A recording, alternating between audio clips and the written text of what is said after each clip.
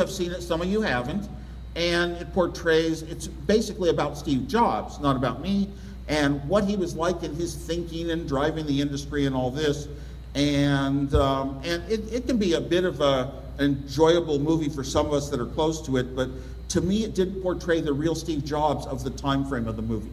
He came back to Apple as a really great leader that really had good foundations of how to run all the departments of a company, keep everything in place, and build a good foundation, and be ready finally when our profits finally took the company higher in level than it ever had been with our very first product, which was when the iPod came. He did such an incredible job, and he was such a leader to finding the ways to make these great products that would change lives so much.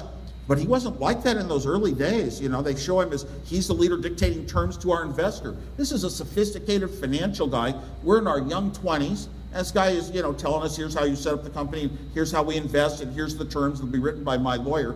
It's not like Steve was like telling him what to do and he was Steve's flunky. It was kind of like he was telling us what we would do, what our responsibilities would be, who we had to hire, what departments, what categories of job, and what their responsibilities would be, you know. So they portrayed Steve as this big leader. I mean, the one part I found offensive was they made it sound like Steve was Bob Dylan and I was the Beatles. When I met Steve, I was such a Bob Dylan freak. I showed him all the Dylan albums, every one of them. I showed him all the liner notes. I brought him into some of the strange, vague songs. I took him to bookstores in San Jose and Berkeley, where we could, not bookstores, record stores, where we could buy bootleg albums. They'd be on clear red plastic, clear green plastic, clear, you know, very, very, I mean, we had such a time, so I brought him into it. And we talked about Bob Dylan songs meant something to the world. They meant something about life and treating people and thinking, and they had intellect, and Beatles was just nice music. So here they are in the movie portraying Steve as Dylan and me as Beatles. And that offended me. And they showed Steve taking me to a homebrew computer club. He coming up with this idea, we got to make computers. And that's just so phony and ridiculous. As a matter of fact, the computers that I built, I had, for 5 years, I had been designing cool little personal projects, and Steve turned each one of them into money for us. We always split the money. And so this computer, Steve was up in Oregon, and I was doing the computer in a club. I was handing out my designs. I was helping other people build them. More than one of this computer existed. Steve didn't even know it existed yet.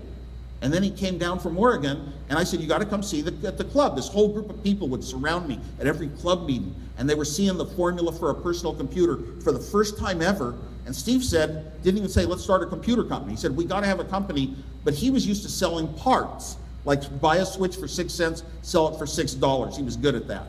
And he said, let's build a PC board, the fiberglass board that has all the traces on it. Then the people in the club can plug their chips in, solder it up in 1 hour, and it won't take them 20 hours to solder every wire. People in the club were not builders. So Steve wanted to build a PC board for 20 bucks, sell it for 40, not even a computer company.